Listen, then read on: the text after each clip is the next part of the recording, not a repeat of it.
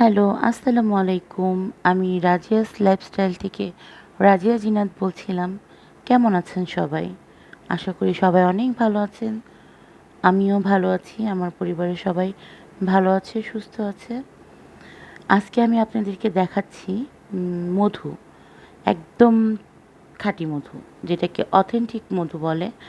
আমার ঢাকার বাসায় আমার একটা ছোট্ট না বড় আম গাছ, বাট ওটার বয়স হয়েছে প্রায় 12-13 বছর।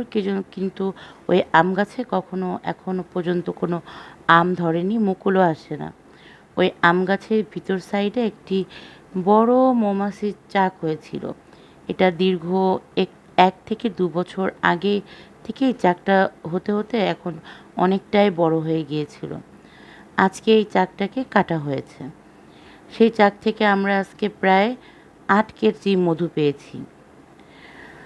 কিন্তু ঢাকার ব্যাপার বোঝেনি তো, এখানে ওরকম প্রফেশনাল মৌমাছির যে চাকটা কাটা হয়, আমি আসলে এটা সম্পর্কে ভালো বুঝি না, জানি না। আমার বলাতে কোনো ভুল থাকলে আপনারা ক্ষমা সুন্দর দৃষ্টিতে দেখবেন, শুনবেন। আমি জাস্ট আমার এক্সপিরিয়েন্সটা শেয়ার করছি। সেটা হচ্ছে ওরা অনেক পরিমাণের ধোঁয়া দিয়েছে। ধোঁয়া বলতে মানে মৌমাছিগুলো সরানোর জন্য কাগজে আগুন লাগিয়ে ধোঁয়া দিয়েছে। দ্যাটস ওয়াই মৌমাছির চাকটা অনেকটাই, ওটা তো একটা মোম জাতীয় আমার মনে হয়। ওটা একটু পুড়ে পুড়ে গিয়েছে। তারপরে তারপরে আর কি, তারপরে এই যে মধু পেয়েছি আমরা প্রায় 7 থেকে 8 কেজি এরকমই। তা এখন যারা মধুটা মানে চাকটা কেটেছে তারা এখন এটা ছাকছে। আহ, আমি যাইনি, আমার খুব ভয় লাগে মৌমাছি দেখে। আমি জাস্ট এটুকুই একজনকে দিয়ে ভিডিও করিয়েছি। এটা আমার খাবার ঘরে করা হয়েছে ভিডিওটা। কিন্তু আপনারা একটু বলবেন প্লিজ, মধুগুলো কালো হয়েছে কেন? এটা কি অতিরিক্ত আগুন দিয়ে মানে ধুমা দেওয়ার কারণে, নাকি অন্য কোনো রিজন? বাট মধুটা অনেক মিষ্টি, অনেক মানে ভালো, অনেক মানে মধু যেভাবে পরীক্ষা করে, যে পানিতে দিয়ে কিভাবে পরীক্ষা করেও দেখা হয়েছে, এটা অনেক ভালো একটা মধু। খেয়েও দেখেছে। আমি যদি মধু খাই না, এটা অনেক মিষ্টি, অনেক মিষ্টি।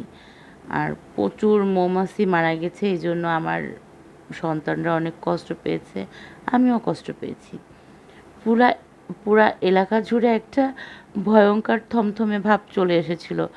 এত পরিমাণের মৌমাছি উঠছিল, যা একদম বলার বাহিরে। আমরা তো একদম ঘরে দরজা জানালা সব আট লাগিয়ে বসেছিলাম। এই যে ও চালছে মধুগুলো, মানে এটাকে কি বলে, ছাকছে। আচ্ছা যাই হোক, আমি আসলে এটা বলতে পারছি না। এর ভিতরেও দেখতে পাচ্ছেন আপনারা অনেক মৌমাছি রয়েছে, অনেক। আর এটার চাকটা যে কি বিশাল বড় ছিল, ওইটা কেউ আমাকে ভিডিও করে দিতে পারে নাই। কারণ আমি যেহেতু ভিডিওটা করিনি, কারণ আমার বাচ্চারাও যায়নি, কারণ আমরা মৌমাছি দেখে অনেক ভয় পাচ্ছিলাম। এই যে মধুটা ছাকছে দেখছেন, এর ভিতরেও তাজা মধু মানে মৌমাছি আছে এখনও। আমি যখন মানে এটা ছাকা হচ্ছে তখনও অনেক ছিল, মৌমাছি জীবিত ছিল। জিনিসগুলো দেখতে ভালোই লাগছিল, যদিও কাছে যেয়ে দেখিনি, ভিডিওতে দেখেছি। এই যে এটা হচ্ছে, উফ, পড়ে গিয়েছে। এটা হচ্ছে মধু। আমি নেসলের বড় যে জারটা থাকে, এটাতে 1 জার রেখেছি, কারণ আমার বাসায় মধু ওইভাবে কেউ খায় না, আর আমিও মধু লাইক করি না।